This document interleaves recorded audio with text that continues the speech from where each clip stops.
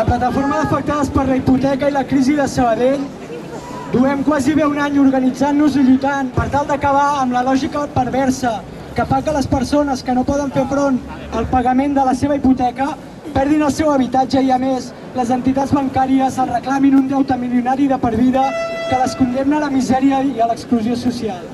Estem patint un seguiment i repressió policial per part dels Mossos d'Esquadra en totes i cadascuna de les nostres accions de protesta, sensibilització i reivindicació.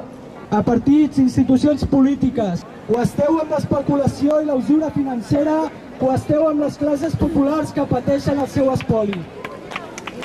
Contra la usura bancària, pel dret a l'habitatge, per l'absolució dels nostres imputats. Plataforma d'afectats i afectats de Sabadell. Gràcies a tots i totes.